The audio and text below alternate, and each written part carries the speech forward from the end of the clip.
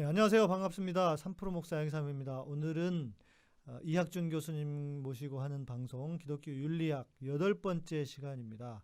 헬레니즘과 헤브라이즘에 대해서 좀 나눠보면 좋을 것 같습니다. 교수님 인사해 주시죠. 예, 안녕하세요. 여기 미국 플러신학교 이학준 교수입니다. 반갑습니다. 네, 교수님 거기는 밤이시죠? 밤이죠? 예, 예, 여기 이제 한 10시 10분쯤 돼갑니다. 예, 예. 예, 주일 전 토요일 10시, 밤 10시. 예, 예, 네, 네. 예, 이렇게 토요일 밤에 또 늦게까지 해주셔서 감사드리고요. 우리 지난 시간에 이어서 우리 지난 방송을 하다가 이 이야기 한번 하면 좋겠다 이제 말씀을 드렸던 게 성경을 이해하려면 바르게 이해하려면 히브리적인 사고, 헤브라이즘이라고 하는 히브리적 사고, 그리고 예, 또 기독교 역사에서 영향을 주었던 헬레니즘에 예, 대한 이야기를 좀 이렇게 구분을 좀 해야 성경을 좀 더 바르게 신앙을 또 바르게 이해할 수 있지 않을까 이제 그런 예, 생각이 들어서 그때 부탁드렸는데요. 오늘은 예, 그 시간 헬레니즘과 헤브라이즘에 대한 이야기를 좀 해보면 좋을 것 같습니다. 예, 네, 어, 헬레니즘은 헬레니즘에 대한 그 이제 교수님 주신 그 첫 번째가 헬레니즘에 대한 이해가 중요한 이유가 있다 예, 이렇게 말씀해 주셨거든요. 예. 네, 말씀드린다면 우리 기독교가 뿌리는 유대교, 그러니까 구약이지만, 네, 예, 그것이 양분을 먹고 자란 토양은 바로 헬레니즘입니다. 그러니까요. 예, 그리고 그 화분이라고 그럴까요? 그런 어떤 틀은 로마 사회였죠.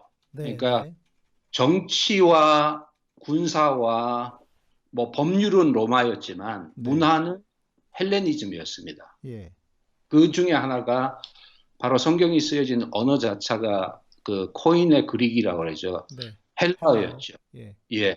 그러니까 그러니까 평민들이 사용하던, 그러니까 우리 청취자분들이 잘 이해를 못하시겠지만 예, 헬라어가 종류가 여러 가지였지 않습니까?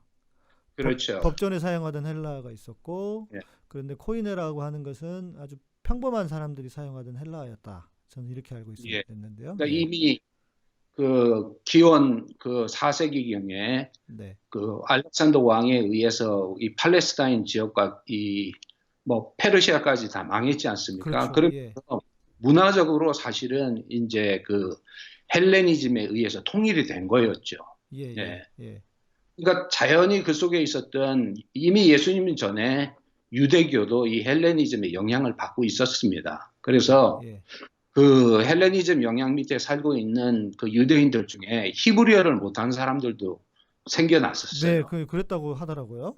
예, 예. 예, 그러니까 이 사람들한테 토라를 익혀야 되겠다 생각을 해서 만든 게 이제 영어로 하면 septuagint라고 해갖고 네, 이 구약을 그 코인의 그릭으로 번역한 거였죠. 그러니까 네, 네, 그런 것들이 이미 사용되고 던 때에 이제 예수님이 오셨고 네, 신약의 기자들이 사용한 구약은 이 한마디로 하면 septuagint라고 하는 헬라어 구약 성경이었다 이렇게 생각하시면 됩니다. 그러니까 그만큼 정신적으로 우리가 마치 미국 오늘날 우리 한국이 그 미국의 문화권 영향, 세계가 미국의 문화권 영향 밑에 살지 않습니까? 네, 예, 그래서 뭐 우리 쓰는 언어에도 막 영어가 자유롭게 나오잖아요. 그렇죠. 우리 예, 예, 못 읽는 거는 뭐 벌써 서구화적인 걸로 다 바뀌었던 것처럼 네, 우리 국도 바뀌었고 뭐 예, 그랬듯이 그만큼 이제 유대인들도 그런 영향 속에 살고 있었던 것이죠. 그래서 우리가 기독교를 이해할 때 그 구약 유대교의 뿌리도 알아야 되지만 이 유대교와 그 헬라니즘의 여러 가지 언어와 이런 이 내용들이 이렇게 섞여가지고 사실은 이 기독교로 발전했다 이렇게 이해를 하시면 됩니다. 그리고 그거를 이해해야 네. 우리 성서를 좀 더 깊게 바르게 이해할 수 있다 이렇게 생각을 합니다. 그 아까 말씀해주신 septuagint가 예, 70인경. 예, 70인경입니다. 한국말로는. 예, 예, 예, 예. 예, 70인경, 그러니까 70인의 그 랍비들이 번역을 했다. 72명인데, 예, 예, 그렇게 예, 그거를 이제 70인경이라고도 하고 septuagint라고도 하는. 예. 네.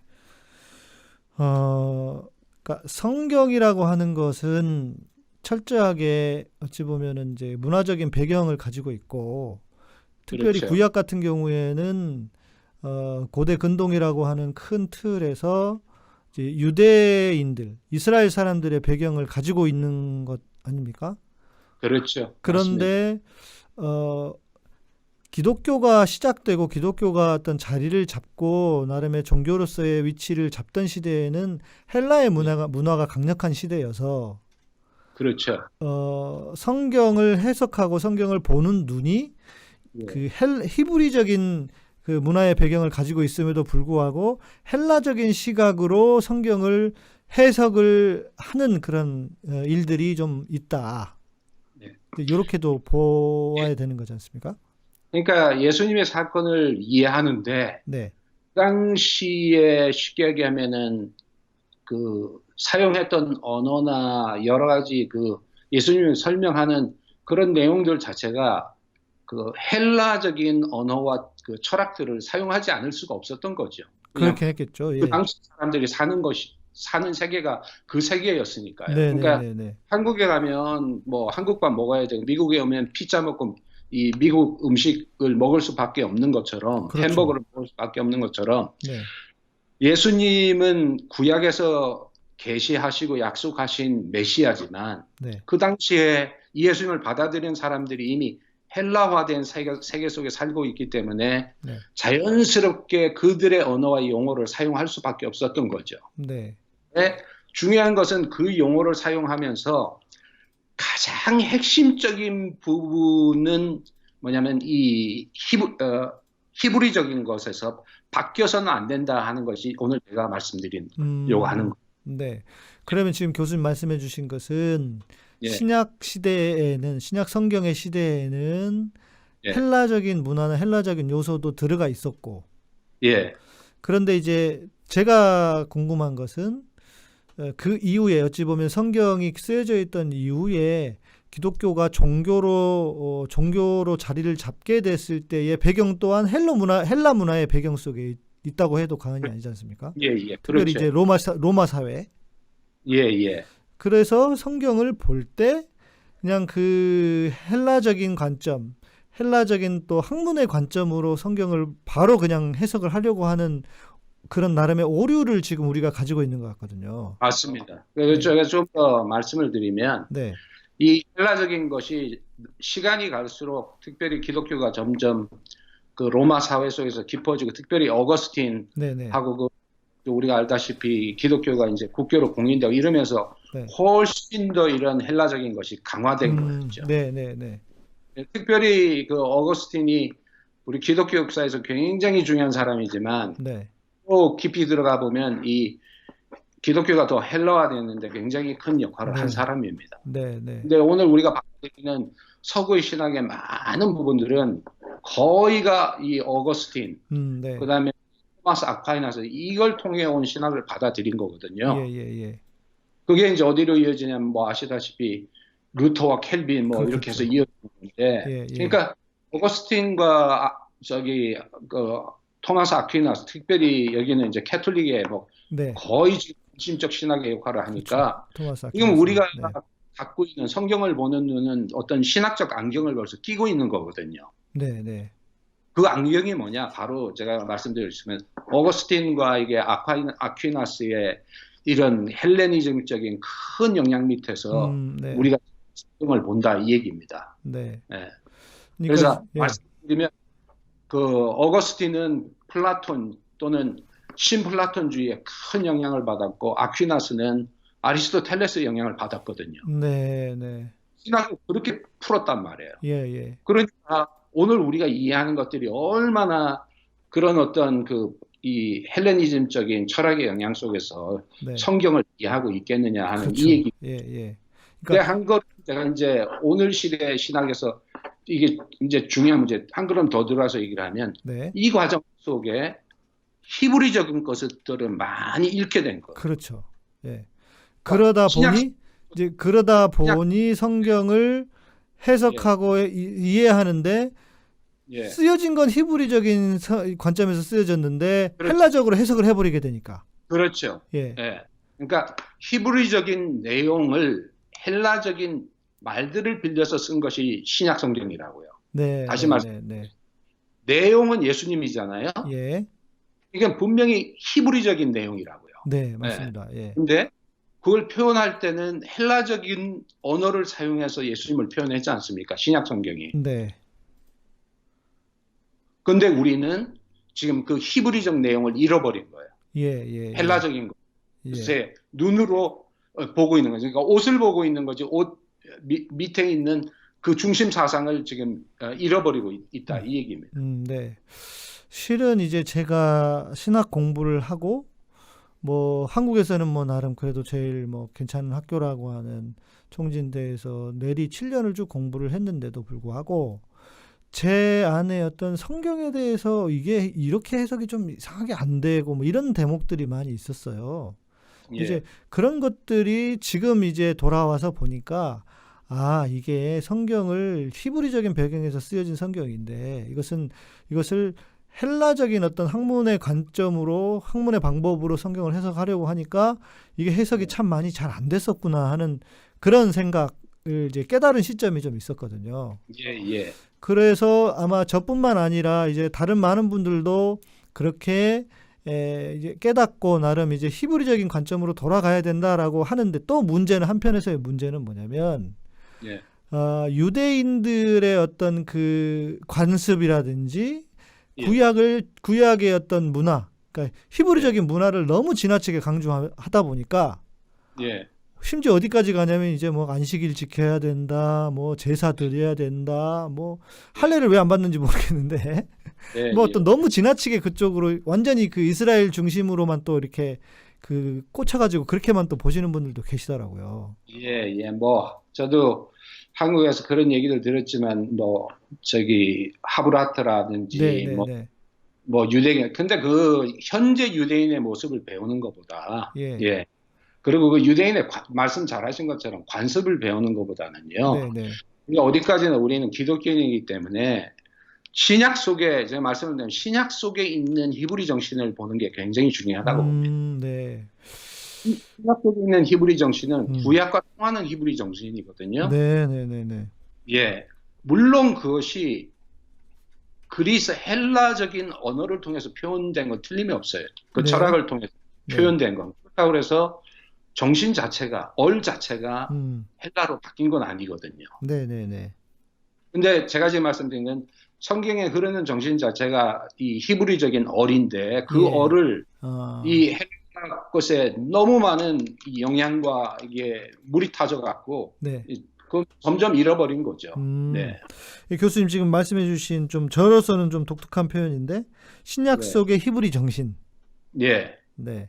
예. 그러니까 신약 속의 히브리 정신을 찾지 않으면 네. 사실은 뭐냐면 그 헬라의 영향을 벗어나기 힘들고 예, 예, 예. 이게 제가 요즘에 사실은 이렇게 고민하는 제 신학적 문제이기도 하기 때문에 제가 이 말씀드리는데 네, 네, 이게 네. 지금 어떤 면에서는 서구 신학의 현재 많은 한계이기도 합니다. 네, 그래서 네. 계속 지금 여러 가지 도전도 받고 있고 앞으로 지금 아마 기독교가 다시 이 오늘 시대에 이렇게 개독교라고 소리 듣고 예, 예. 이 미국에서도 비판받고 이렇게 하는 것에서 벗어나려면 예. 이 헬라적인 것들을 이 히브리적인 걸로 더 깊게 깨지 않으면 안 된다 하는 게 제 생각입니다. 그런 면에서는 서구 신학도 네. 우리가 지금 그냥 받아들였던 뭐 미국 개인주의, 복음주의 신학뿐만 아니라 네, 네. 그 서구 신학 자체도 제가 볼 때는 예. 이제 한번 재점검해야 될 때 아닌가 이런 생각을 해봅니다. 저는 이제 교수님 이렇게 말씀해 주시는 게 아주 반가운 게 예. 이제 대부분 신학자들은 이제 헬라적인 학문적 기초 위에서 다 신학을 하고 계시는 것 같거든요. 그렇습니다. 그런데 단 아니 저는 그 말이 거의 맞다고 봅니다. 네. 예. 그런데 이제 교수님께서 이렇게 지금 말씀을 해주시는 게 제가 이제 좀 답이 풀렸어요. 그래서 어찌 보면 이학준 교수님이 좀 다른 교수님들하고 좀 독특하게 이렇게 좀 다르신 부분들이 이런 이런 부분을 알고 계셨기 때문에 이렇게 말씀을 하시는구나. 그래서 좀 교수님에 대한 이해도라고 해야 될까? 이게 좀 저는 더 깊어진 것 같기도 하고요. 제가 그 한 책을 하나 읽었는데 그 얘기를 어떤 그 사람은 하더라고요. 지금의 교회가 이렇게 실은 하나님의 교회는 얼마나 거룩한 교회입니까? 그런데 왜 교회가 이렇게 병들고 타락할 수밖에 없느냐? 그것은 히브리적인 교회 안에서 히브리적인 그 요소들을 빼버리고 너무나 지나치게 헬라화되었기 때문에 교회가 이렇게 타락할 수밖에 없었다. 이런 이야기까지 하는 심지어 이렇게까지 하는 부분 그 책을 제가 읽어본 적이 있거든요. 예. 그러면서 저도 저의 관심사가 어떻게 하면 교회가 하나님 앞에 하나님의 기뻐하시는 교회가 될까를 늘 고민을 했었기 때문에 그 책을 읽으면서 아 그럴 수 있겠다 그런 생각 나름의 답을 찾았던 뭐 그런 기억이 있었는데요. 제가 한 가지 말씀드린다면 네, 어떻든 신약 성경 안에서 히브리적 뿌리를 찾아야 됩니다. 네, 네, 네, 네, 제가 이걸 강조드리는 말씀은 우리는 많은 경우에 네, 그 신약으로 넘어오면서 히브리학은 끝났다고 생각하거든요. 네. 그래서 구약이라고 그러거든요. 그렇죠. 그러니까 옛것으로 취급해버리거든요. 네, 맞습니다. 예. 그러니까 다 새 거 좋아하잖아요. 네, 네, 예. 옛것은 뭐 구약 할 때는 그건 이미 지나간 것, 예. 뭐 아웃데이트 된 것. 그게 큰 착각입니다. 네, 그러니까 네, 네. 그 구약 없이는 신약이 없습니다. 맞습니다. 그리고 예, 구약에 대한 이해 없이는 신약을 이해할 수가 없습니다. 네, 그런데 지금 헬라어적인 신학과 이 많은 부분들은 이런 구약의 부분들하고 분리된 것들이 굉장히 네, 네, 실제 많고 네, 신약을 설명하더라도 충분히 이런 그 히브리적인 거 구약적 사고를 바탕을 두고 설명을 안 해온 게 지금까지의 역사였기 때문에 네, 네, 네, 그 역사 속에서 나온 것 중에 하나가 쉽게 얘기하면 마르틴 루터도 포함이 되고 어거스틴도 다 포함되는데 네, 맞습니다. 예, 기독교 안에는 반유대주의, 예, 네, 그러니까 친이스라엘에 대해서는 저는 안 된다고 봐요.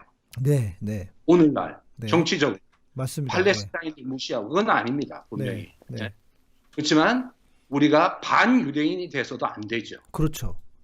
예, 인종차별에. 예. 근데 이 구약적 뿌리로부터 멀어졌기 때문에 어거스틴도 그런 실수를 범했고 루터도 그런 실수를 범했고 네, 이 루터의 영향을 받은 이 독일 사람들이 결국 히틀러 밑에서 이 600만을 예, 이때까지 이어진 거예요. 예, 예, 예. 그러니까 얼마만큼 우리가 지금 그 히브리적 뿌리, 구약의 뿌리로부터 멀어져 있는가. 네, 예. 네, 그냥 예수님이 유대인이었거든요.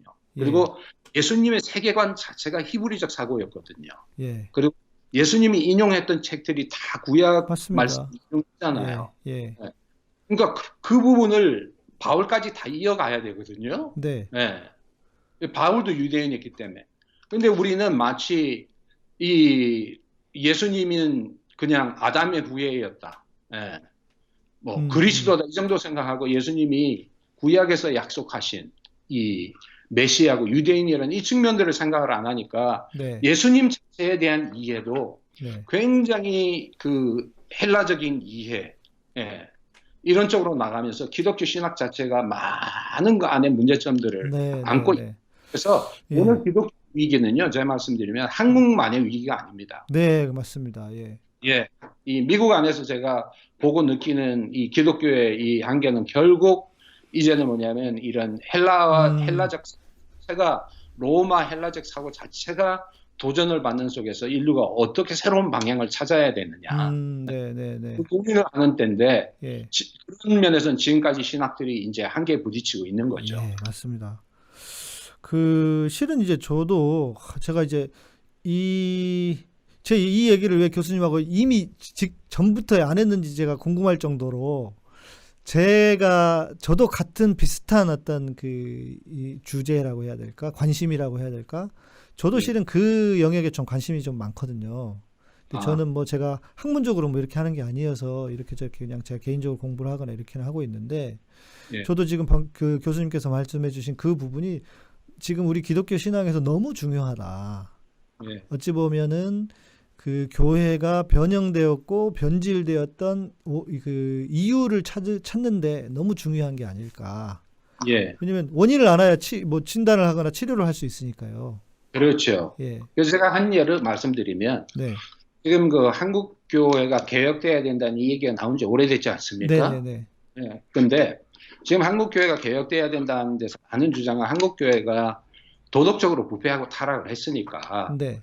윤리를 회복해야 된다. 이 주장을 하는 그룹에서부터 시작이 된 건 맞는 말씀이거든요. 예. 예. 그러니까 여기서 우리가 뭐 여러 가지 세습이라든지 뭐 목회자들의 윤리 뭐 이런 거 많이 비판하지 않습니까? 네네네. 그것도 맞는 얘기예요. 그러면 그렇죠. 예. 문제는 대안이 뭐냐 이거지. 네네네. 근데 대안이 윤리를 회복해야 되는데 이것만 갖고는 안 됩니다. 그렇죠. 예. 네. 반드시 그때는 그 새로운 그 성경을 보는 눈 자체에 대한 방향 전환이 있습니다. 네네네. 맞습니다. 근데 대부분의 분들이 이 부분에 대해서 얘기를 하면 저도 이제 저도 지나온 단계고 고민이었지만 네. 대부분이 어떻게 보면 서구 신학으로 돌아간다고. 그러니까요. 저도 그게 좀 제 주변에 있는 많은 어떤 목사님들이나 또 교수님들도 다 그런 분들이 예. 거의 뭐 대부분이셔가지고. 예. 그러니까 저도 한편으로는 답답한 마음도 있고 예. 이랬거든요. 근데 제가 말씀드리는 거는 우리가 서구 신학으로 돌아가는 것도 필요하지만 서구 신학으로 돌아가는 것만으로는 안 되는 시대에 우리가 살고 있습니다. 네네네. 예. 그게 오늘 제가 여기 살면서 여러 신학적인 이런 것들에 부딪히면서 느끼는 그런 점이에요. 그래서 결국은 네. 왜냐하면 저는 제 나름대로 정리를 하게 된 거는 네. 이런 뭐 말씀드리면 저도 장로교인이지만 켈빈으로 돌아가는 것 같고도 저는 안 된다고 봅니다. 저도 그렇게 생각합니다. 예. 네. 뭐 우리 한국에 계신 켈빈주의자들은 굉장히 무슨 얘기냐 하겠지만 예. 저는 켈빈과 종교개혁으로 돌아가는 것만으로도 안 된다고 생각하고요. 더 근원의 뿌리로 가야죠. 예, 더 근원의 뿌리. 그거는 네. 켈빈과 종교개혁을 부인하는 게 아니고, 네네. 예, 종교개혁에 놓여 있었던 서구적 사상과 이런 헬라적 사고 자체를 우리가 네. 더 뛰어넘어서 들어가야 오늘의 맞습니다. 문제들을 예. 우리가 해결할 수 있는 실마리를 찾는다고 봅니다. 네. 저는 진직 교수님하고 이런 얘기를 좀 나눴어야 되지 않을까 싶었었는데 이 말씀을 드렸었나 제가? 그런데 오늘 이렇게 말씀을 진짜 나누면서 어떻게 저하고 이렇게 마음이 똑같으신지 싶어가지고 너무 더 반가운데요. 그러면 교수님 이제 우리의 문제에 대한 이야기를 했는데 예. 헬레니즘이 무엇인지 또 그 특징 헬레니즘의 특징 이런 이야기를 좀 해주시면 좋을 것 같네요. 예, 뭐 간단히 말씀드리려면 고대 이제 그리스에서 나왔던 여러 사상들이니까요. 네. 뭐 하나로 말씀드리면 아시겠지만 어려울 겁니다. 왜냐하면 우리 중국에도 제자백가 시대가 있었잖아요. 예.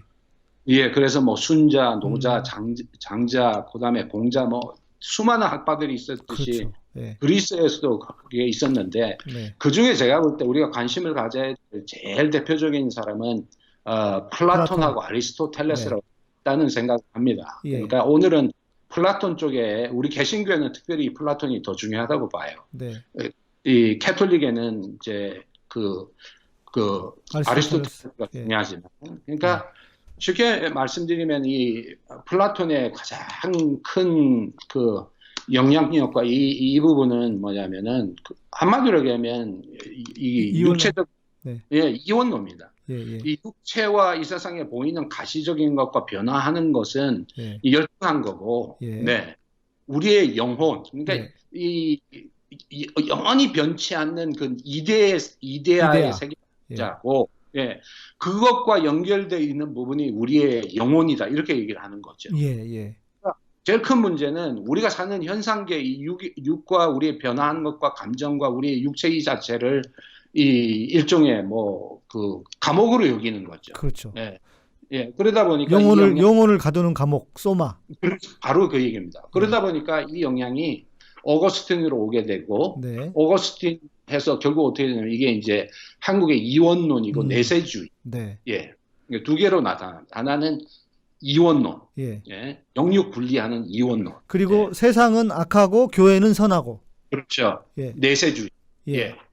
이 두 가지가 지금 우리 한국 교회 경건주의의 핵심을 이루는 거 아닙니까? 그리고 이 영향 중에 하나가 또 이제 이 개인주의라고요. 그러니까 오늘 형태의 개인주의는 아니지만 이게 뭐냐면 이성을 사용해서 진리를 안다 하는 이 얘기입니다. 예, 그래서 이성에 대한 강조 자체는 뭐 좋아 보이지만 예. 나중에 기회가 되면 말씀드리지만 오늘 시대가 미국이라든지 현대 문명이요. 이 이성만 강조하지 관계성이라든지 어떤 이런 걸 강조 안 함으로써 이만큼 그 환경 이 문제 심각한 문제를 안고 있거든요. 네, 네, 네. 그러니까 그런 면에서는 아까 얘기한 것처럼 이원론과 그다음에 이 이성 지상주의라고 할까요? 예, 예, 예. 이런 문제들. 음. 예, 예, 이제 저도 실은 제가 신학 공부를 하면서 예, 이미 학부 시절에 가장 한국 교회의 심각한 문제가 뭘까를 봤을 때 저는 그 뿌리를 이원론이라고 봤었거든요. 예, 예, 그런데 그때 당시에는 뭐 또 그게 막 히브리적인 것과 이렇게 깊이 연결하면 어느 정도만 뭐 히브리적인 배경은 이론론이지만 헬라적인 건 이원론이다. 뭐 이 정도에서 크게 깊이 이렇게 들어가지 못한 어떤 그 정도였는데 여튼 이 땅의 한국 교회를 망치는 가장 큰 문제가 이원론이 아니었을까. 근데 예. 그게 여전히 지금도 제가 신학 공부한 지가 이제 뭐 30년이 넘어가는 것 같은데 그때나 지금이나 크게 변한 게 없는 것 같거든요. 예. 그렇게 봐야죠. 왜냐하면 한국과 같은 상황에서 현실이 힘들고 또 매일 부딪히고 이래야 되니까 한편으로는 기복으로 나가고, 네. 예. 그리고 기복이 안 통할 때는 저기 이원론으로 가는 거죠. 내세주의로. 그렇죠, 그렇죠. 이제 예. 왜냐하면 이 땅에서 복을 못 받았으니까 이제 천국에서라도 받아야 된다 이렇게. 그렇죠, 그렇죠. 예, 예. 예, 그렇게 가면서 결국 이제 정의라든지 예. 사회의 우리 역할은 이런 부분들은 완전히 뭐 양쪽에서 다 빠지게 되는 거죠. 그래서 제일 이 기독교의 영향 그 플라톤이라든지 이게 영향이 우리 알다시피 영지주의가 우리 신약 성경에도 영지주의에 대한 맞습니다. 경계가 많이 나오지 예, 않습니까? 맞습니다. 네, 바울이 계속해서 쓰고 있죠. 예. 영지주의에 그게 뭐냐면 결국은 뭐냐면 이 하나님의 창조와 우리의 육 자체, 바디 자체가 네. 이 자체가 악으로 보는 거죠. 모든 예. 피지컬한 거, 육체적인 거, 이 세상에 이걸 악한 악으로 거. 보고 네. 예. 영만 좋은 거로 보고, 네. 예, 영은 좋은 거고 육은 악이다 하는 완전히 이런 이분법적인 사고. 그러니까 그리고 한국 교회는요. 그래서 예. 누구는 이렇게 얘기를 하던데 저도 아주 동의하는데 새로운 영지주의가 한국 교회 안에 편만에 있다. 예, 예. 한국 뭐, 스타일의 영지주의. 예, 그렇게 봐도 되겠죠. 근데 예. 뭐 어떤 면에서는 이런 철학적 통일성도 없죠. 그렇긴 하죠.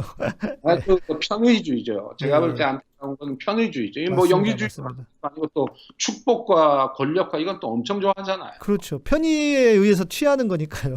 예, 예, 편의에 의해서 취하는 거니까요. 일관성이 별로 없습니다. 예. 예. 그리고 이제 그 다음에 하나 받은 영향 중에 하나가 스토익, 예, 스토이시즘의 이런 영향을 통해서 이게 이제 켈빈의 그 예정론하고도 이렇게 연결이 돼서 네. 일종의 그 하나님의 예정 이런 식으로 해서 뭐 안 되면 다 하나님의 뜻이다 이렇게 가는 거죠. 네. 예. 예. 아, 우리 그 오드아이님께서 에고 어려워도 들어보죠 하고 이렇게 댓글을 주셨는데 그 철학적인 배경이 조금 없으시면 어려우실 수는 있습니다. 그리고 그 헬라 철학자들이 무슨 주장을 했는지를 잘 모르시면 이게 좀 어려운 이야기가 되실 수는 있는데 세상을 이해하는 데 있어서 우리가 보이는 모든 현상 세계, 지금 보이는 세상은 진짜가 아니고 그림자에 불과하다. 그리고 진짜는 이데아라고 하는 것이 있는데 문제는 뭐냐면 이데아는 선하지만 우리가 지금 눈에 보이는 이 세상은 악하다. 이렇게 보았다는 거지 않습니까, 교수님? 네. 근데 그것이 예.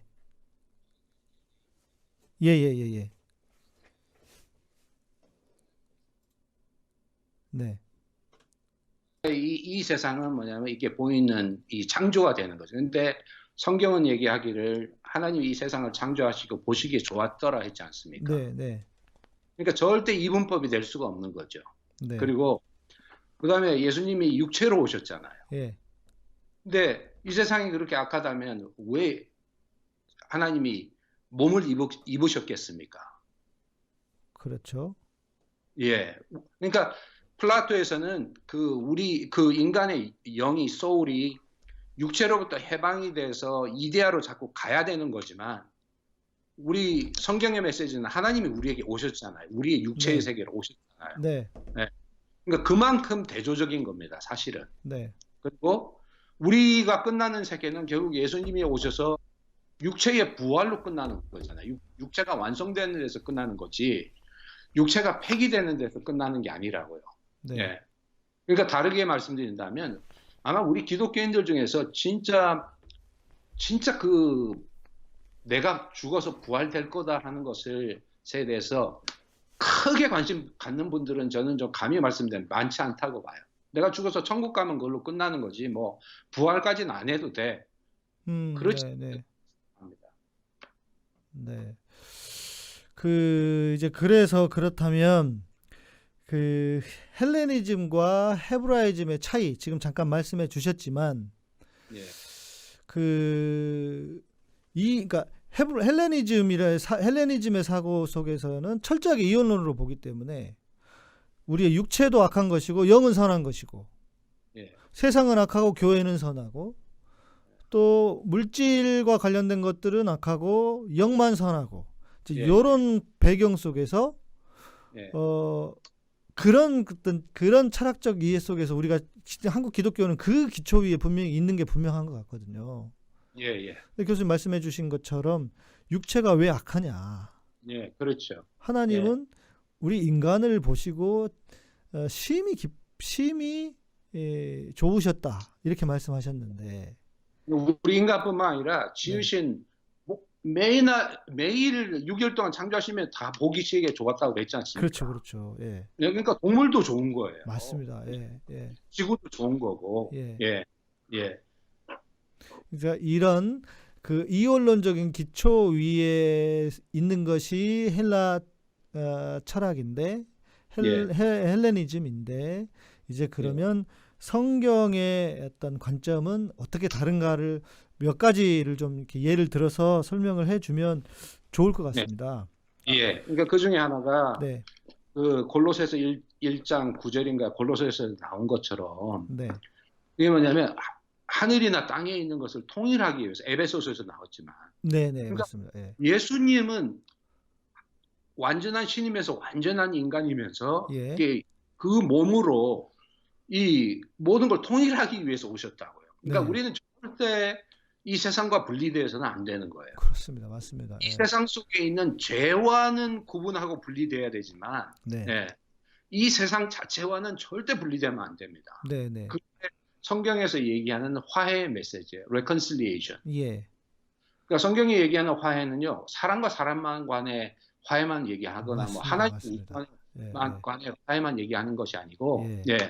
세상에 있는 모든 것들이 만물. 그리스도 예. 만물이 그리스도 안에서 화해되는 것이고 우리가 거기에 화해에 우리가 그 일꾼들로 부름 받았기 때문에 네. 그러니까 우리가 세상 속에 일어나는 여러 가지 일들 속에서 이제 주체적 역할을 해야죠. 화해의 이 중개자적 역할들을 해야 되는 거죠. 맞습니다. 그러니까 교회가 예. 기독교인들 교회 안에만 갇혔다든지 내세만 바라본다든지 이거는 하나님이 그리스도 안에서 이루어 놓으신 그 화해와 이 반대로 나가는 겁니다. 네. 그래서 그걸 가장 치열하게 살았던 오늘 시대의 신학자 중에 가까운 시대의 신학자 중에 한 사람이 보네포였어요. 네. 이 보네포의 가장 중요한 신학이 지금 제가 말씀드린 것처럼 그리스도가 하나님과 인간과 이 세상의 모든 것들을 통일시키고 화해시키기 위해서 왔기 때문에 우리는 세상의 모든 일에 참여해야 된다고 그랬어요. 최근에 우리 그 한기총회 대표이신 빤스 목사께서 자기가 보네포의 심정으로 한국 교회를 뭐 이렇게 하고 있다 뭐 이런 이야기를 해가지고 이 양반이 보네포를 알긴 하나 제대로 알긴 하나 그런 이야기들이 많이 돌았었는데요. 그러니까 보네포가 단순히 그렇게 독일의 나치에서 저항했다는 것 외에도 그런 어떤 그럼요. 이 깊은 이 신학 자체가 제가 지금 말씀드린 것처럼 그런 그 화해 신학으로 네, 네, 네, 몸으로 오셔서 이 땅 속에서 그리스도의 몸으로 화해를 이루었기 때문에 네, 이 보네포나 성경의 그 사고는 예, 우리 살아가고 있는 이런 그 좋은 의미의 이 몸의 세계 속에서 예, 몸의 세계 속에서 우리가 치열하게 신앙생활을 하는 거죠. 네, 네, 네.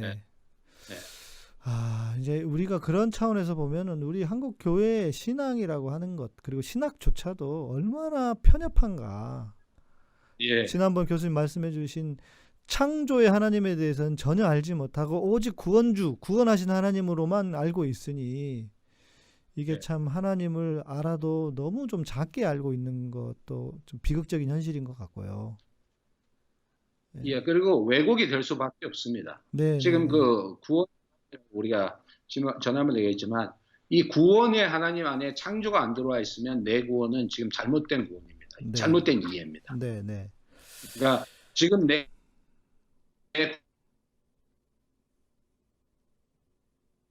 교수님? 그냥 안에 네, 죽어서 내 영이 천국 가는 거지. 이거는 완전한 헬라적인 사고고요. 예, 이거는 비히브리 사고입니다. 네, 그러니까 내 구원 안에 음, 창조와 다른 사람이 들어와 있어야 돼요. 네.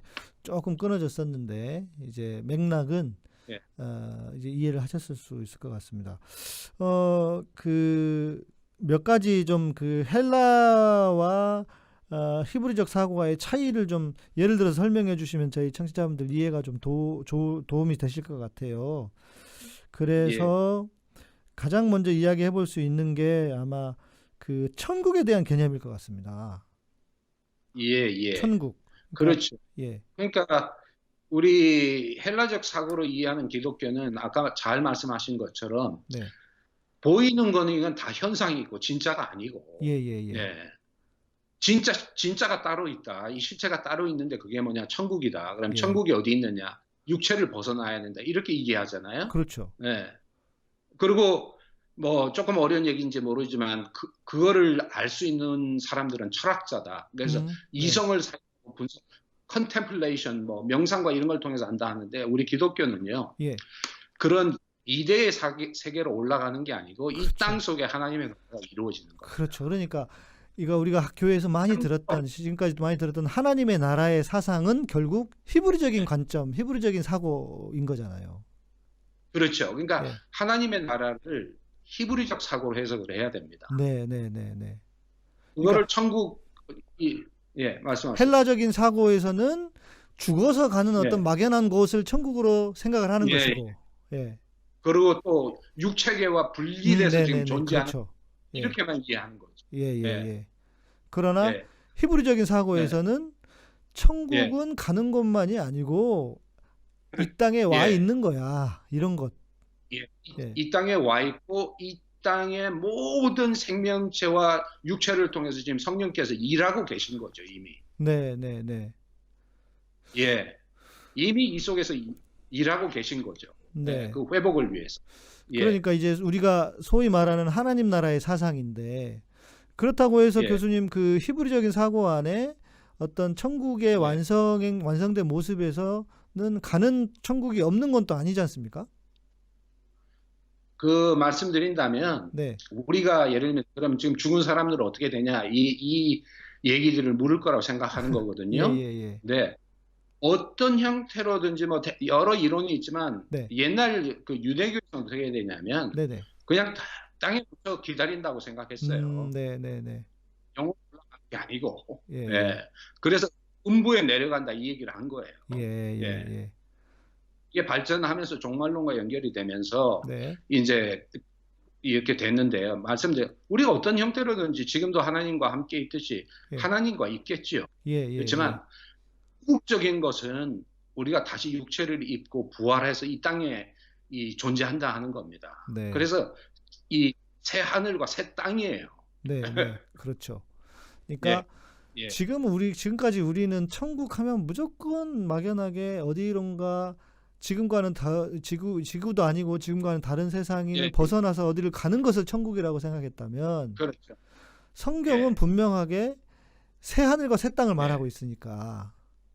그러니까 하늘만 얘기한 게 아니고 땅도 얘기하고 있다는 걸 제가 강조하고 싶습니다. 네, 네, 네. 예. 그리고 우리도 예수님의 변화된 육체처럼 그런 육체를 덧입는 거죠. 네, 그렇죠. 그래서 예. 데살로니가 전서에 보면 올 거라고 그랬잖아요. 죽은 자들이 다 예수님과 함께 네, 맞습니다. 예. 다 올 거라고 그랬잖아요. 그러니까 여기가 우리 종착점입니다. 제가 예. 우리 들으시는 성도님들한테 강조하고 싶은 건요. 천국이 우리 종점이 아니고 네. 여기가 우리 그렇죠. 종점입니다. 맞습니다. 예. 이 지구가. 예. 예. 이제 그렇게 얘기하면 또 이제 여호와 증인처럼 그러면 이 땅이 천국이라고 이렇게 또 반문을 하는 분이 있을 거예요. 뭐 지금 형태 그거는 뭐 예수님이 다시 오셔야 되는 거고 우리가 그런 변화를 입는 거죠. 네, 예. 네.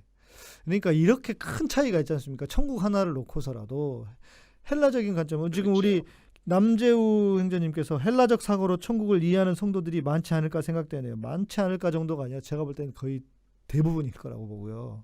그러니까 이 개념이 네. 우리의 어떤 신앙의 천국이라고 하는 것이 결국 우리 신앙의 목표인데 이것을 생각해 보면 그만큼 우리의 신앙이 왜곡돼 있다는 거죠. 그렇죠. 다 그러니까 죽어서만 제가 가는 것을 생각하니까. 말씀드리면 예. 이 땅이 회복된 것이 우리뿐만 아니고 이 지구 전체가 네. 회복되어지는 것이 그리고 회복되어서 그거보다도 더 새로움을 덧입는 그것이 하나님이 생각하시는 구원입니다. 네, 네, 네. 그래서 네. 예수님 주기도문이 굉장히 중요해요. 네, 예. 네. 왜냐하면 뜻이 하늘에서 하늘에서 이루어진 것처럼 땅에서도. 땅에서 이루어지라고 그랬잖아요. 그러니까 땅이 네. 정점이에요. 네, 네, 맞습니다. 예. 예. 예. 그러니까 예수님의 주기도문은 내려오는 기도예요. 올라가는 기도가 아니고. 네. 그걸 판단. 근데 우리는 그렇게 네. 맨날 올라가려고만 하니 이게 참 이게 한국교회 예. 신앙이 그래서 현실과 멀어지고 예. 첫 번째가요. 예. 두 번째는 그 현실에 대한 명확한 신학적 정리가 안 돼 있으니까 현실과 관여하게 되면 굉장히 선택적으로나 네. 이기적으로 관계. 그러면서 세상적이라고 이렇게 말해버리고. 그럼요. 예. 그러니까 관계할 때는 그러니까 더 세상적이 되는 거죠. 네, 네, 네. 왜냐하면 어떤 일관성을 갖고 관계하는 게 아니기 때문에 예, 예. 더 이기적이 되는 거죠. 네, 네. 우리 노쿨소리님께서 좋은 방송 감사합니다. 한동안 이언론에 대한 문제점을 생각했었는데 영 잘못된 생각은 아니었네요. 어떤 생각인지는 모르겠지만 아마라기보다도 저희 지금 교수님과 제가 이렇게 말씀드리는 것이 가장 성경적인 관점이고 하나님의 마음을 분명하게 대변해 드리는 것일 겁니다. 우리 그 이원론적인 신앙은 정말 하나님이 원하시는 신앙이 아닌 것은 분명하고요. 그래서 흔들리지 않으셨으면 좋겠습니다. 이 부분에서. 예. 그리고 교수님 그리고 또 우리가 생각하는 죄에 대한 문제도 좀 다른 것 같아요. 헬라적인 관점의 죄와 성경이 말하고 있는 죄에 대한 문제. 예. 그러니까 우리 지금 기독교 안에서는 어떻든 육체적인 것에서 일어나는 모든 욕망을 죄로 여기잖아요. 그렇죠. 예. 그냥 그러니까 자체를 욕망 자체를 다 죄로 여기죠. 예, 욕망 자체를. 그러니까 예를 들면 기독교 지금 젊은이들 대하는데 제일 큰 문제가 뭐냐면 이 성에 대한 문제라고. 네, 섹스에 맞습니다. 대한 문제잖아요. 예. 근데 우리가 이 헬라적인 것에서 하면 성적 욕구를 갖는 것 자체를 죄로 여기는 거예요. 육체적인 거라. 맞아요. 맞습니다. 교회는 그렇게 근데 가르치죠. 성경은 아닙니다. 이 욕구를 누가 주셨어요? 하나님이 주셨죠. 예. 그리고 제가 또 하나 말씀드리면 파워입니다. 우리 많은 기독교인들이 네. 이 파워 자체가 우리가 힘을 정당한 힘을 갖고 이렇게 힘을 사용하는 것 자체가 이거 죄로 여기거든요. 맞습니다. 예. 예. 근데 아니 하나님은 그럼 전능하신 하나님이라는 건 뭐고? 그렇네. 전능하신 하나님이신데. 예. 힘도 누가 주신 거냐면 하나님이 주신 거거든요. 맞습니다. 근데 그러니까 우리가 지금 개념 자체가 예. 육을 나쁜 것으로 여기는 데서 찾아오는 많은 우리 속의 욕망들을 직제하는 거죠. 네, 성도님들. 네, 그렇네요. 여기서 삐뚤어져 버려요. 이 전체가 우리 영성 자체가. 예. 그래서 철저하게 히브리적 사고로 돌아온다는 거는 창세기 제가 권하고 싶은 건 창세기 1장 2장을 자세하게 보시기를 원합니다. 거기는 벗은 것도 없지 않았고 네. 예, 뼈 중에 뼈, 살 중에 살이라고 그랬고 예. 하나님 보시기에 모든 것이 좋았다고 그랬잖아요. 네네. 예. 그러니까 그 얘기는 뭐냐면 하나님이 우리에게 주신 것 중에 악하다고 버릴 게 없다고 사도 바울 선생이 얘기하셨어요. 맞습니다. 그랬습니다. 네. 예, 예. 그러니까 자꾸 뭐 이 죽을 이 죄된 세상에서 뭐 이런 욕망을 버리게 해주시고 이거보다는 이 욕망을 어떻게 선한 목적을 그렇죠. 향해서 쓰느냐. 욕망을 예. 거룩하게. 예, 거룩하고 하나님과 이웃 관계 속에서 욕망이 들어가야 될 자기 자리들을 찾아주는 거죠. 네. 맞습니다. 그러니까 예, 예. 성적 욕망은 절대 나쁜 게 아닙니다. 근데 네. 그게 부부 관계 속에 들어가면 거룩한 게 되는 거예요. 아, 그렇죠. 예. 그렇죠? 근데 예. 그러니까 가르침의 욕망과 지식 뭐 어떤 사람은 보면 지식은 교만하기 때문에 지식까지는 안 된다고 그러는데 그건 아니죠. 그렇죠. 예. 예, 우리와 타인과 또는 교사와 학생 사이에서 지식이 없으면 뭐 교사가 교사 못 되는 거죠. 예. 그 모든 것을 부정하는 거는 불교의 영성 아닙니까? 그러니까 불교의 영성과 또 어떤 면에서는 뭐 예. 저는 불교 전문가는 아니지만 예. 이런 어떤 헬라적인 거하고 부분적 그렇네요. 이게 짬뽕이 돼가지고. 아니 그리고 서로 통하는 게 있는데 이제 짬뽕이 된 거겠죠. 네네네네. 예. 아, 교수님 말씀해 주시니까 제가 최근에 들었던 그 이제 이야기가 하나 떠올랐어요. 예. 저희가 이제 방송에 초창기 때는 뭐 아무것도 없는 진짜 그 이제 지하에서 그냥 지하에서 이 그 지하 방송을 하는 그런 느낌이었는데 최근에는 뭐 몇 년 계속 지속해 오면서 국회의원들도 오시고 어떤 영향력 있는 분들도 오시고 하니까 그 한 분이 그런 얘기를 하시는 거예요. 자기는 그때가 훨씬 더 좋았다 이전이. 그러면서 목사님 너무 힘 있는 사람들 정치하는 사람들하고 가까이 하려고 하지 마십시오 이러면서 자기는 요즘 방송을 안 듣는다는 거예요. 네. 그래서 아니 나는 그때나 지금이나 내 마음속에 변한 건 하나도 없다. 난 힘 있다고 해서 내가 그분들을 막 더 좋아하거나 그렇게 하는 것도 아니고 그러면 제가 그 이야기를 듣고 나니까 그럼 우리는 기독교인들은 힘이라고 하는 것 자체는 아예 가지면 안 되는 건가? 그리고 정치를 예를 들어서 정치인들도 좋은 정치인이 되는 것이 중요한 거지. 그렇죠. 만일 정치인은 기독교인이 하는 거 해서는 안 되는 거야라고 해버리면 예. 그럼 더 나쁜 사람들이 정치를 하게 되는 거 아니겠습니까? 그러니까 중요한 거는 네. 어떤 목적을 위해서 쓰고 원래 이 예를 들면 힘이 좋아지면 힘도 여러 종류 있지 않잖아요. 네, 네, 네. 그러니까 네. 금력도 있고 정치력도 있고 그렇죠. 또 손흥민이처럼 운동 잘하는 그런 그렇죠. 예. 예. 근데 그게 그 자리를 뛰어넘으면 죄가 되는 거예요. 네, 그러니까 네, 네. 정치 안에 들어가야지. 예. 최순실이라든지 뭐 예를 들면 옛날 그 박정희 대통령이죠. 자기 정치력이 있다고 기업들한테 네. 전도처럼 이렇게 뜯어내는 거. 예, 예. 그게 예. 그러니까 정치에는 우리가 정당하게 권력을 정치에게 줬지 않습니까? 네, 네. 네. 그리고 정치가 권력이 없으면 나라가 케이오스죠. 완전. 그렇죠. 맞습니다. 예. 그러니까 힘 자체가 나쁜 게 아니고 힘이 쓰여져야 될 자리에 바로 쓰여지면 되는 거예요. 네, 네, 네. 목사가 정치권의 정치력을 가지려고 해서는 안 되고. 그렇죠. 굳이 그럴 이유도 없고요. 없고 정치인이 교권을 자꾸 이용하고 가져갖고 힘을 쓰려고 해도 안 되고요. 네, 네. 그래서 그 각각의 것들이 들어가야 될 자리가 있는데 그게 뭐냐면 우리 하나님 히브리적 사고의 가장 큰 특징은 모든 것이 언약으로 얽혀져 있습니다. 그래서 네, 네. 제가 하나 말씀드리면 부부 사이의 언약과 예. 그다음에 정치인과 국민 사이의 언약과 예. 목사와 성도 사이의 언약이 다 언약이고 다 하나님 아래에 있지만 다 그 안에 독특한 내용이 다 달라요. 네, 네, 네. 그러니까 부부 관계를 예를 들면 목사와 성도 관계로 이게 네. 혼동하면 안 되잖아요. 그렇죠. 예. 예. 그러니까 그것을 제자리를 찾아가면서 거기서 자기 역할을 해가는 게 그게 뭐냐면 하나님이 이 땅 속에 만드시고자 하는 샬롬이에요. 그게. 네, 맞습니다. 예. 그래서 예. 하나님 나라의 내용은 샬롬입니다. 네. 그래서 그 샬롬은 바로 정의가 있는 평화. 네. 예. 그다음에 우리 한국 사람들이 좋아하는 웰빙이 이루어진 세계죠. 네, 예. 네, 네. 이거 어떻게 이루어지느냐? 모든 관계가 살아날 때. 음, 그러니까 교사와 학생 관계가 제대로 양쪽 다 살아나고, 예, 그렇네요. 예, 부부 관계가 양쪽 다 살아나고, 예, 예, 기업과 이 일하는 분들의 관계가 양쪽 다 살아나고, 네, 이 전체를 살리는 게 바로 이 살아남을 통해서 화해가 이루어지는 거예요. 아까 말씀드린. 네, 네, 네, 예. 그러니까 그런 면에서는 이 전 세계를 품는 거죠. 왜냐하면 우리와 자연과의 관계도 이런 식으로 서로 살아나야 돼요. 네, 네.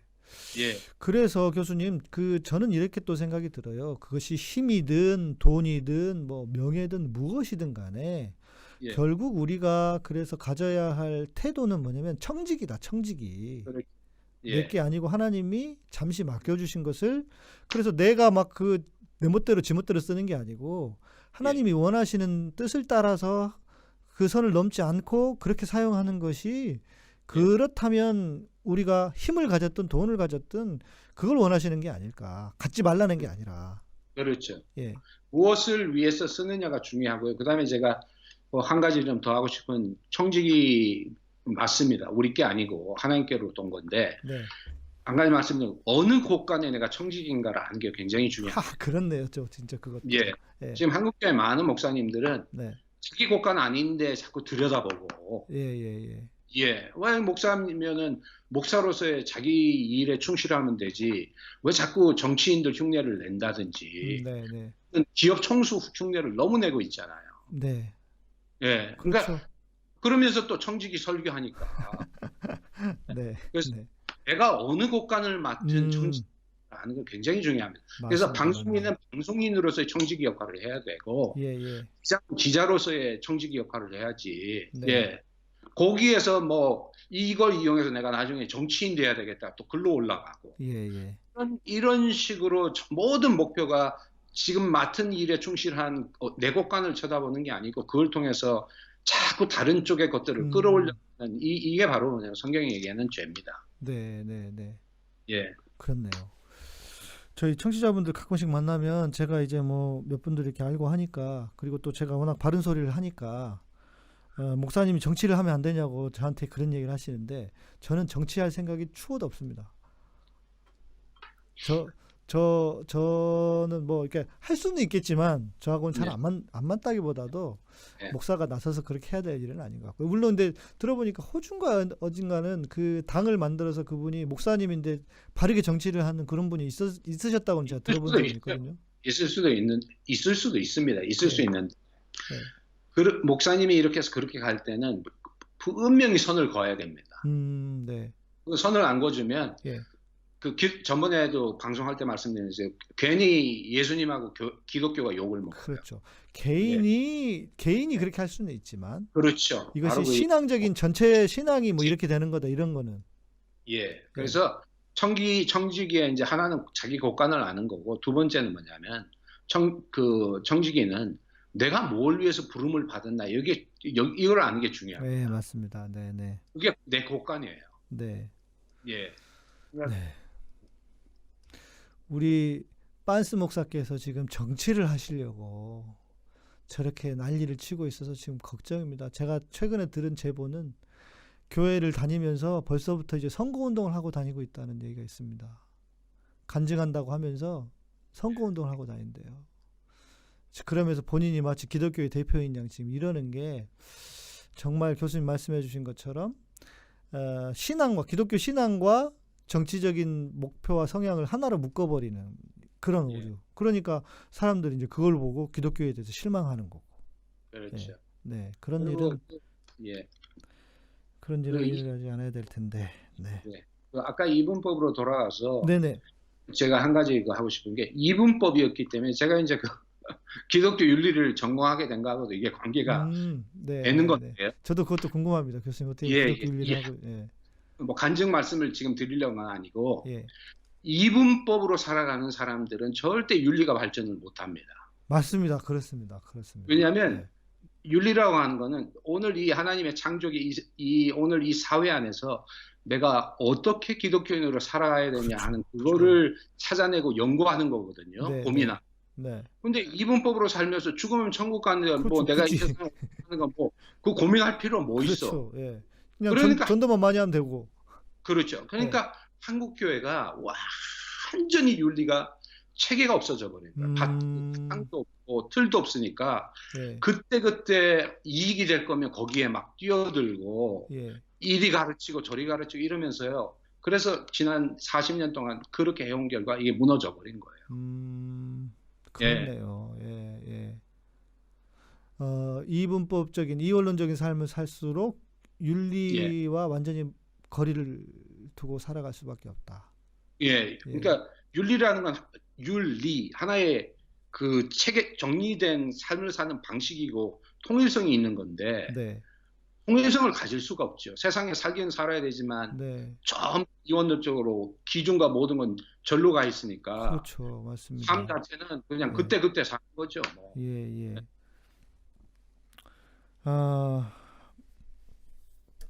지금 이제 이제 우리가 쭉 방송하면서 지금 뭐 헬레니즘의 기독교에 대한 영향 뭐 이런 것들도 좀 나왔던 것 같고, 예. 특별히 우리가 오늘 지금 우리가 극복해야 될 헬레니즘 또 좀 추가해서 말씀해 주실 게 있으실까요, 교수님? 예, 뭐 우리 지금 한국적 상황에서 그 교회는 사실은 전번에도 말씀드린 것처럼 이성이라도 회복을 하면 좋겠다 이 생각 우리가 얘기 많이 했지 않습니까? 네. 이기적으로 사람이 이성조차도 없으니까요. 네. 그렇습니다. 예. 예. 근데 뭐 아까 제가 들어갔던 말씀에서 그 왜 이 지금 서구 신학의 어떤 이런 면에서의 한계 이런 부분을 제가 말씀을 드린다면 물론 네. 이런 서구 신학의 한계 때문에 나온 게 이제 예를 들면 여성 신학, 뭐 해방 신학 여러 나왔지 않습니까? 네, 전통 네. 그렇지만 제가 말씀드린 건 오늘 인류의 위기 이거는 한국의 어떤 일반 사회도 포함이 된다고 봐요. 네, 예, 네. 한국 일반 사회가 예를 들면 그 민주화 지금 됐고 촛불이 있었고 이렇지만 여전히 3포, 5포, 7포에서 굉장히 살기가 맞습니다. 힘든 사회잖아요. 힘들고 팍팍하고 예. 빡빡하고 예. 물론 뭐 이 복지제도나 이런 것들을 넓히고 또 그런 노력을 하고 이런 것들은 계속 필요한 것들이지만 우리 기독교인으로서는요. 네. 아까 제가 말씀드린 것처럼 그 히브리적 사고의 핵심은 유일신 사상이고요. 네. 예. 이거는 헬라 세상하고 굉장히 다른 겁니다. 예. 그렇죠. 유일신 사상이고 예. 그다음 또 뭐냐면 이 유일신은 이 하나님은 멀리 저 위에 무소보제하고 영원히 변치 않는 그게 아니라고요. 몸을 입고 이 땅 속에 내려오셨다고요. 네, 네. 그다음에 뭘 위해서 오냐? 화해를 위해서 오신 거잖아요. 네. 예. 그다음에 이 핵심을 정리해주는 사상이 뭐냐면 언약 사상입니다. 이게 뭐냐면 네. 하나님 우리와 관계에 들어가기를 원하셨고 지금 우리가 관계에 들어가 있고 네. 마찬가지로 하나님 우리로 하여금 모든 관계 속에 바로 서기를 원하세요. 그게 정의예요. 예, 예. 그러니까 그러네요.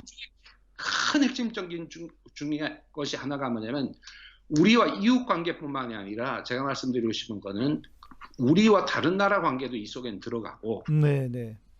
그다음에 오늘 시대에 특별히 뭐냐면 우리와 피조물의 관계도 들어간다는 걸 말씀드리고 싶어요. 네, 네. 그러니까 민주화가 단순히 우리 정치의 회복만으로 끝나서는 안 되고요. 네. 예.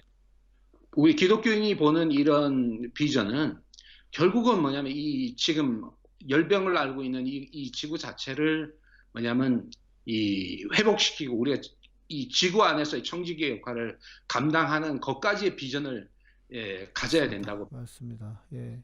그런 면에서는 오늘 시대가 얘기하는 분석적 이성만 갖고는 안 된다 이 얘기예요. 네, 맞습니다. 예. 그러니까 이제 삼성 예. 이게 뭐냐면 분석적 이성을 통해서 개발시킨 거잖아요. 서양 문명이. 네, 네, 네, 네. 근데 그게 지금 한계에 와 있기 때문에 네. 말씀드리면 관계적 이성을 가지셔야 돼요. 관계적 이성. 그러니까 내가 지금 만나는 이 관계에서 합당한 것은 무엇이냐는 관계 속에서 내 판단들을 바르게 해나가는 거. 네. 네. 네. 그게 언약적 이성이라고 제가 말씀드리고 싶어요. 그렇네요. 그러니까 예, 우리가 그걸 안 가지면 네. 어떻게 되어지냐면 지금 현재 있는 서구 문명의 분석적이고 수단적 이성. 예. 그러니까 모든 거를 어떤 그 사용의 대상, 수단으로 사용하는 그 수단적 이상에 빠지기 굉장히 쉽다고 봐요. 예, 예, 네. 예. 그러면 결국 우리도 잘못하면 지배자가 됩니다. 이런 네, 회복자가 되는 게 아니고. 예. 네, 네. 그렇네요. 그 또 어찌 보면 그것이 헬라와 히브리적인 그 차이, 이성에 대한 그 차이일 수도 있겠다는 예. 생각이 들고요. 맞습니다. 그러니까 헬라적인 이성은 분석적인 것이라면 히브리적인 그렇죠. 이성은 관계 중심이다. 예. 그렇죠. 예. 근데 분석적 이성은 결국은 어떻게 되냐면 어떤 의미에서든지 제국주의적인 것으로 나가기가 쉽습니다. 아, 네, 네, 네. 네. 그래서 우리가 지금 자연을 제국주의적으로 정복해버렸잖아요. 그렇죠. 예.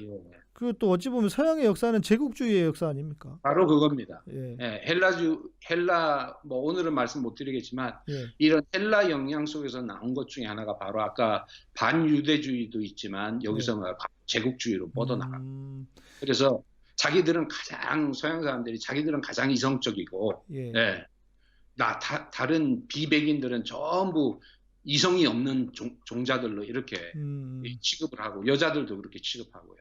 네, 네. 그래서 이 제국주의가 퍼지게 된 겁니다. 그래서 예. 본받으면 안 돼요. 예. 교수님 그래서 뭘 받으면 안 돼? 이렇게 그 잘려가지고 잘 못 들었습니다. 예, 그러니까 그런 그 서양의 이성주의의 그런 제국주의적 측면을 본받으면 안 돼요. 네, 네, 본받으면 안 된다.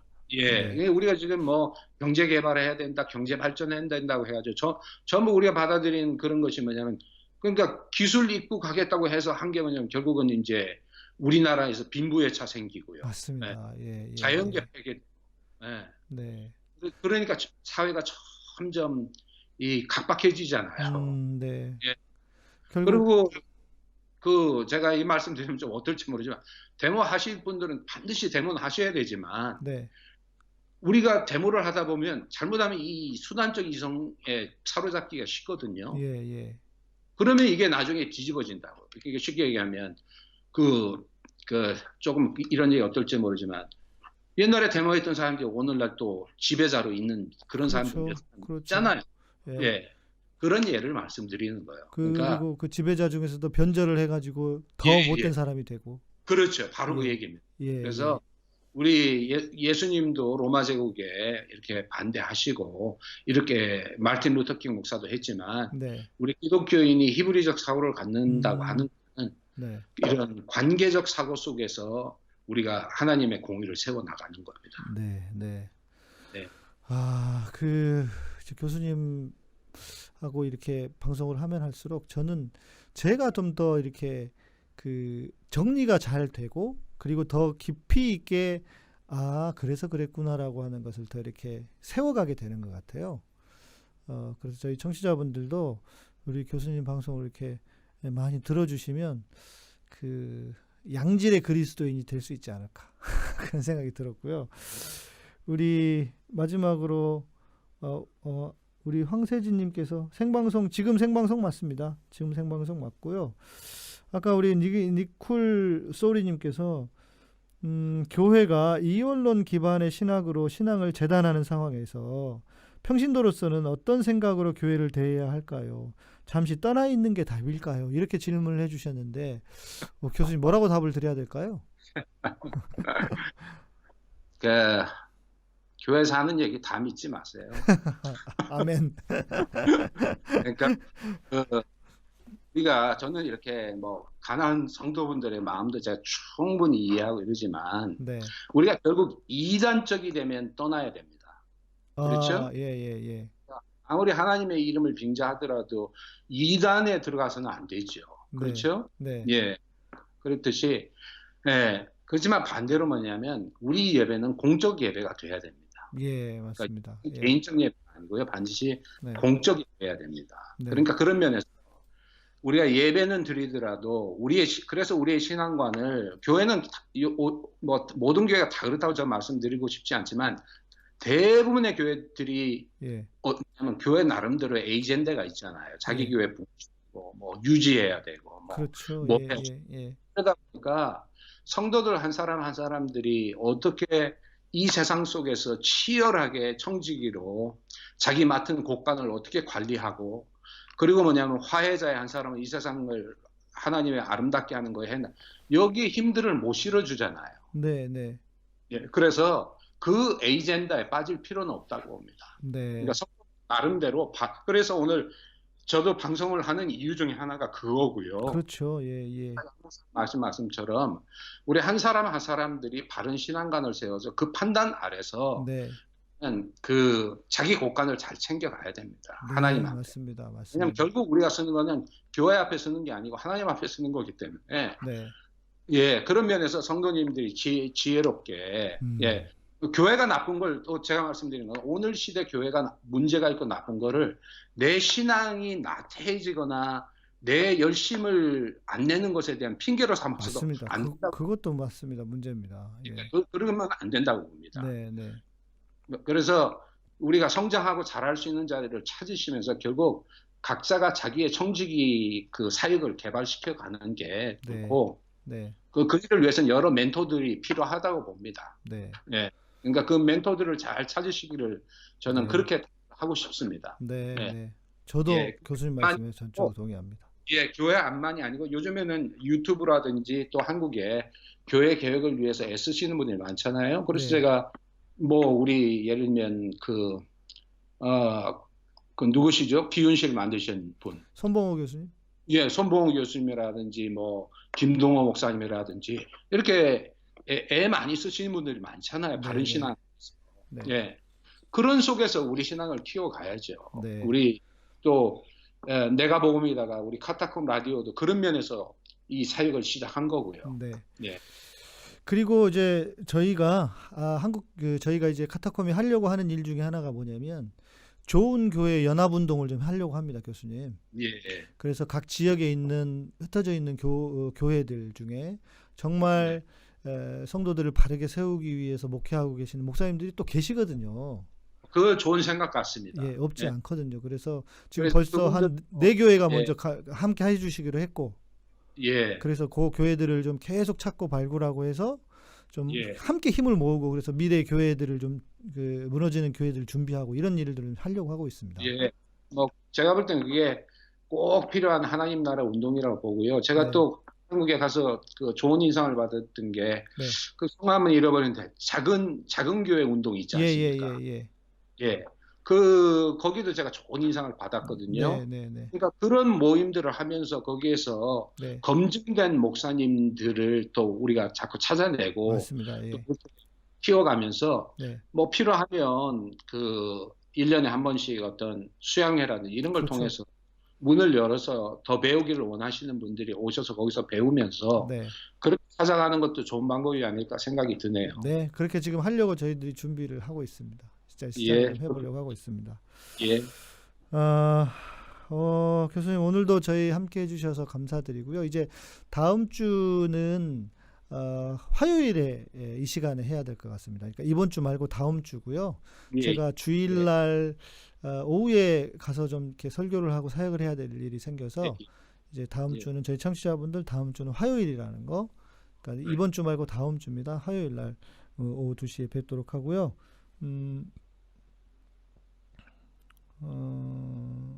네네. 그렇게 하고 또 저희는 그래서 다음 주 화요일날 뵙도록 하겠습니다. 교수님 감사드리고요. 우리 청취자분들도 방송 듣느라 애쓰셨습니다. 교수님 편히 쉬시고 좋은 밤 되시고요. 저희는 마저 주의를 평안히 잘 보내도록 하겠습니다. 저희 청취자분들 방송 듣느라 애쓰셨습니다. 교수님 감사합니다. 예, 감사합니다. 고맙습니다.